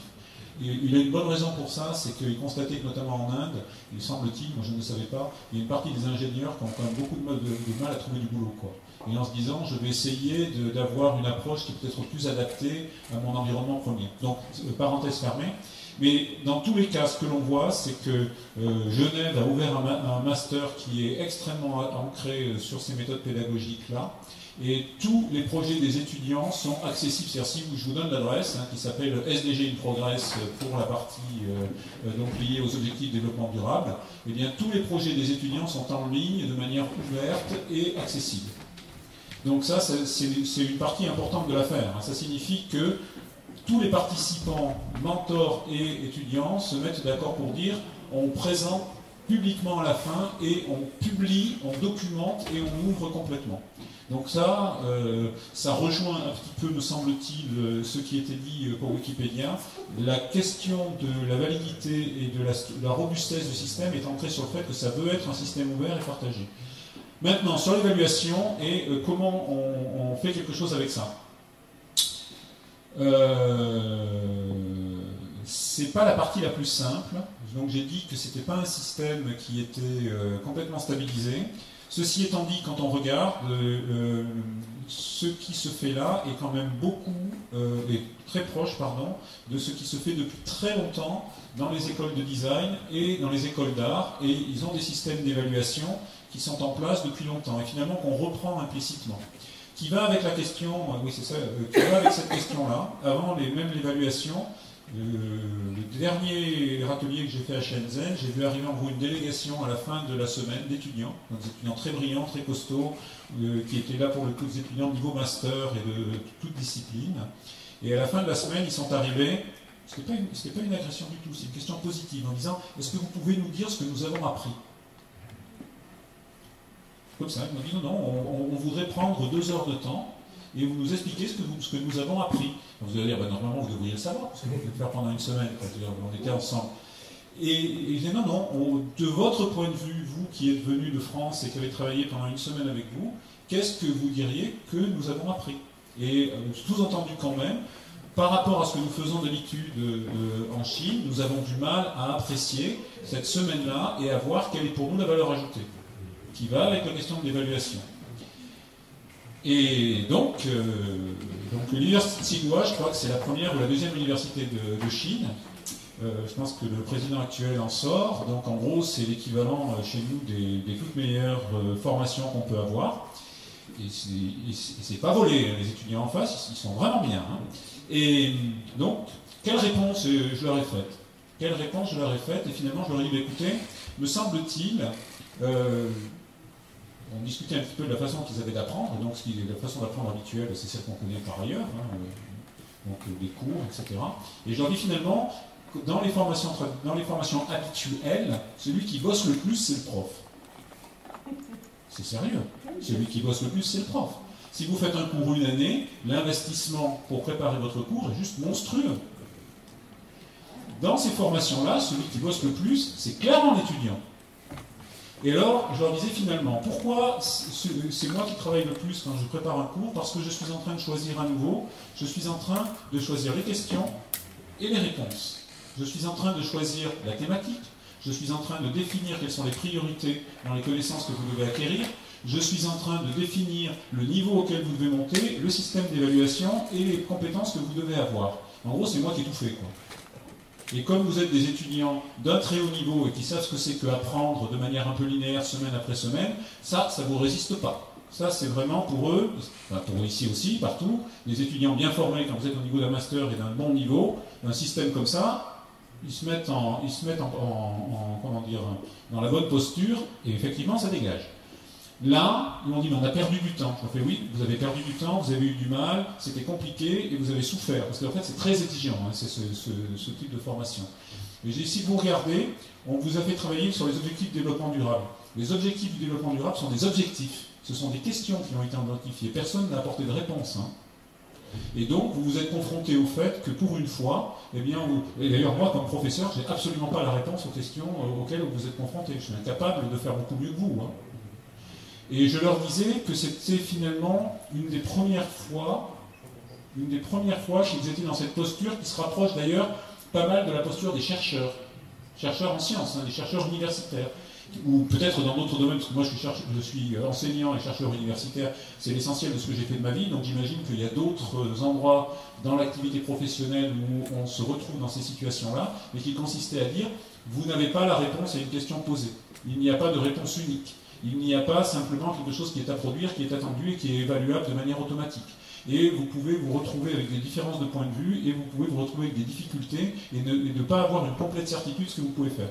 Que ce soit en France, que ce soit en Inde, que ce soit en Chine, ce changement de posture pour les étudiants est, me semble-t-il, un aspect extrêmement important de ces formations-là. Alors, comment on vient à une évaluation? Ça, c'est quelque chose qui est en cours. On commence à entendre parler, vous savez, des badges. On commence à entendre parler de validation par les pairs, d'auto-évaluation, aussi de reconnaissance entre ces différentes formations et de comment on fait des espèces aussi de... On est en train de travailler sur des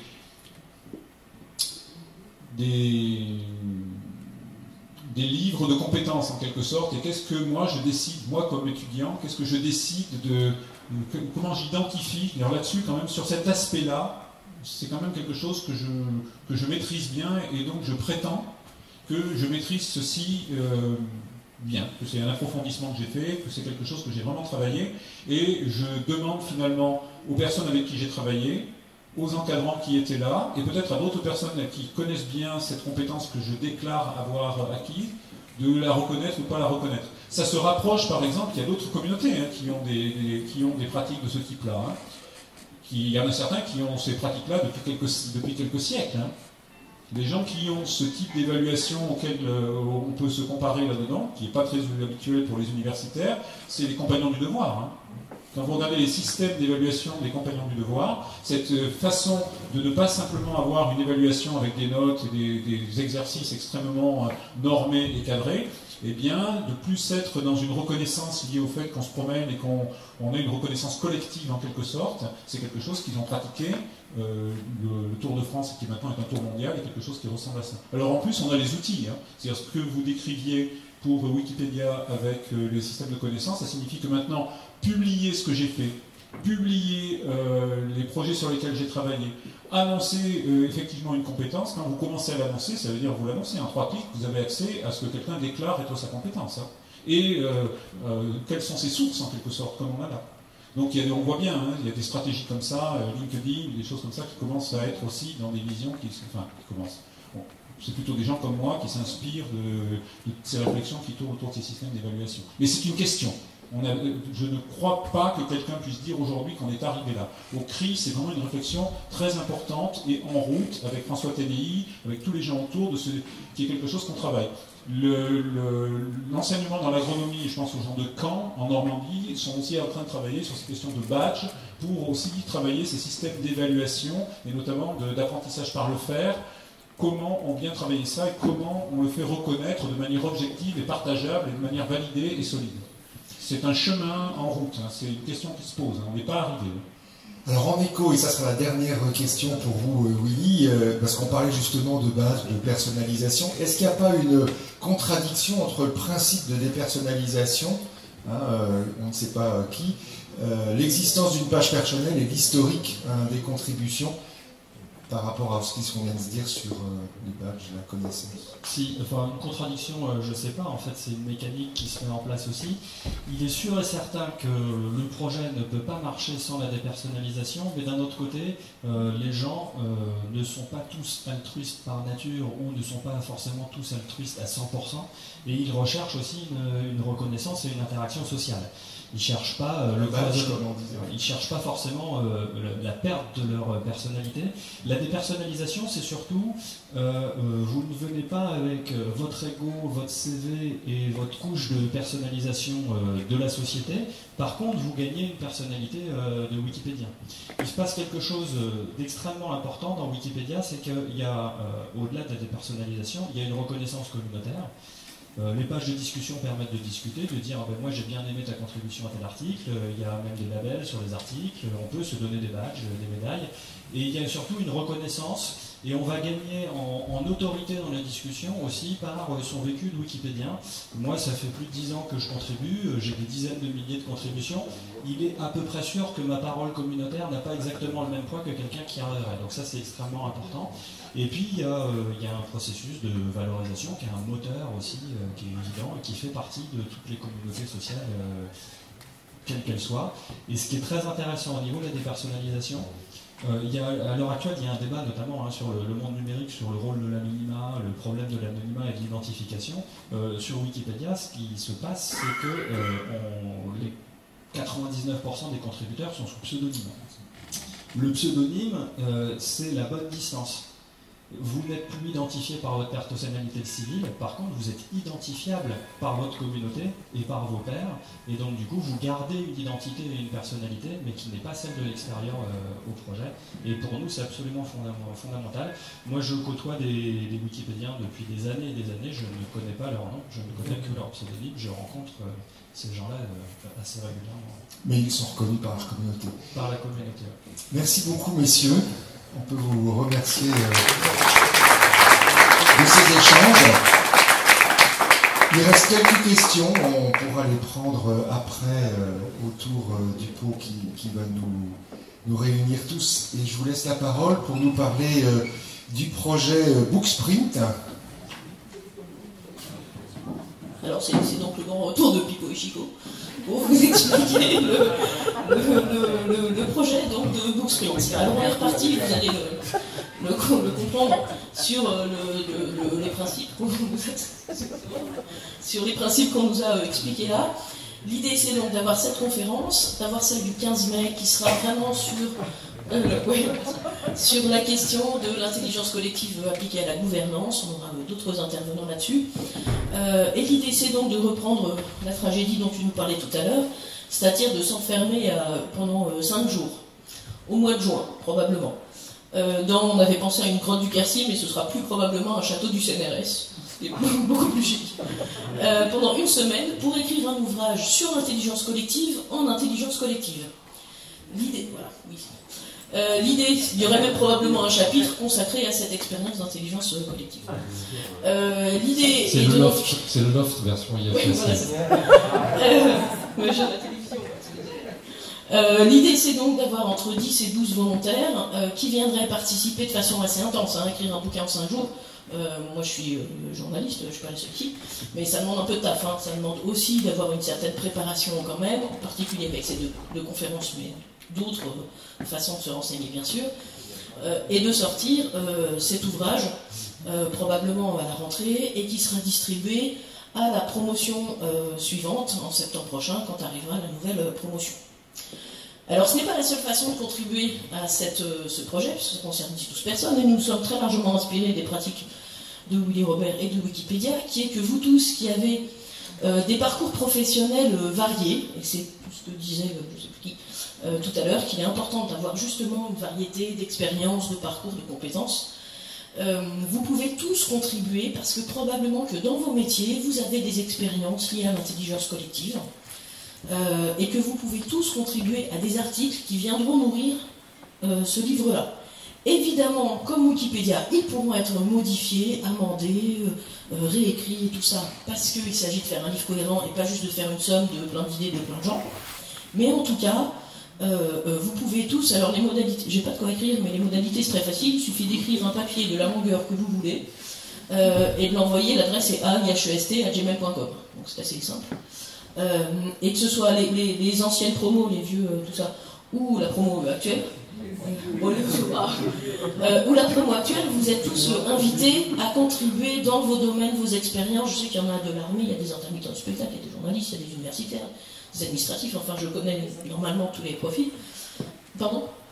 Des industriels. Des industriels, c'est vrai, pardon, mais t'as je sais pas là, ça me perturbe. C'est vrai. Il y a Silor. Il y a Silor. Du coup, voilà, vous êtes invités tous vraiment à contribuer au moins de cette façon-là, et vous avez tous probablement des expériences sur ces questions-là qui viendront nourrir la réflexion des 10 ou 12 ou 15, en fonction du budget, qui viendront faire ce Booksprint. Voilà, on n'a pas encore la date exacte, on essaie que ce soit en juin pour que ce soit pas trop compliqué. On n'a pas encore l'intervenant, on attend des devis, on commence à recevoir des choses intéressantes. Donc sur les modalités très très très pratiques, on n'y est pas encore. Mais sur la logique, en tout cas, ça avance. Nous, on a fait un comité de pilotage de ce projet, qui s'appelle le COPIP, et dans lequel il y a Fabien, moi, Evelyne qui est ici, Hervé qui n'est pas là, Jean-Marc qui est en Espagne cet après-midi, Pascal qui est là-bas.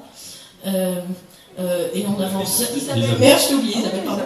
On avance ça tous les dimanches par Skype à 21h, parce que c'est le moment qu'on a trouvé et qui avance un peu. Mais n'hésitez pas sincèrement à nourrir ce travail-là et à rejoindre ce projet-là, toutes les contributions. Et si vous avez d'autres idées, puisque l'idée c'est de faire de l'intelligence collective, c'est pareil, vous nous écrivez, vous nous dites, moi j'ai une autre façon, j'ai un autre truc à vous proposer, je sais pas quoi, on est hyper preneur, rien n'est encore complètement figé. On attend vos retours avant de figer tout, parce qu'il y a bien un moment où il faudra quand même. La date de quoi, On attend un retour. On attend un retour du CNRS de quand est-ce que le château de Gif-sur-Yvette est disponible pour nous et à quel prix. Voilà, c'est très en bref. fonction de l'intervenant aussi qu'on va retenir pour nous aider un peu dans cette œuvre collective. Donc ça nous permettra de formuler ça. Juste un dernier mot là-dessus. L'idée aussi, c'est qu'on a eu des échanges dans l'association sur la structuration d'une dynamique collective, sur pourquoi l'association, etc. Et du coup, on est arrivé à une des conclusions qui était aussi de faire écho à évidemment ce qu'on a fait dans le cadre du parcours et du cycle national, avec notamment cette notion d'intelligence collective qui est un des marqueurs finalement de la manière dont on peut faire dialoguer sciences et société, des dispositifs dans lesquels on a été, et vous êtes impliqués toujours dans le cycle. Et après, effectivement, dans ce projet-là, pour souligner aussi un peu la philosophie, bien évidemment, en 5 jours, c'est pas de faire quelque chose d'érudit, de sachant, de scientifique, évidemment. C'est pas non plus l'idée de faire un bouquin de gare. L'objectif, c'est vraiment de se réunir et de partager autour de thématiques qui vont aussi émerger, mais qu'on va chercher à faire émerger, un vécu. Et finalement, c'est aussi une matrice, finalement, sachant que l'intelligence collective, évidemment, c'est une des dimensions qui réunit ou qui fait qu'on peut souhaiter faire de l'IHEST, mais c'est de pouvoir dire que finalement, cette matrice-là, on va pouvoir continuer à la nourrir en permettant à chacun de s'y retrouver, en disant moi j'ai eu une expérience d'intelligence collective, qu'elle soit positive ou négative. L'objectif de cette démarche-là, c'est pas forcément de porter au pinacle l'intelligence collective et de montrer aussi toutes les failles. Et donc c'est une matrice parce que derrière, on pourra finalement utiliser ça, le compléter, le déformer, et on pourra peut-être faire vivre aussi ce qui va être un peu réifié dans un naufrage à un moment donné, mais en faire quelque chose sur une plateforme, sur les outils qu'on a mis en place pour pouvoir justement nourrir ça au fil du temps. Donc on est vraiment aussi heureux de pouvoir partager ça avec vous, parce qu'effectivement la démarche on l'a construit en marchant, on a pas mal d'échanges entre nous, on s'est engueulé, puis après on a dit qu'on arrêtait de s'engueuler, et du coup on faisait un peu chemin faisant, vous voyez, parce que évidemment on avait la posture de l'expert, de moi je sais faire, je sais pas faire, et en fait c'est assez plaisant d'être dans cette dynamique qui nous porte, et du coup on a envie que ce soit le plus collectif possible, parce que comme tu dis, à plusieurs c'est... C'est plusieurs, c'est meilleur. Voilà. Vous êtes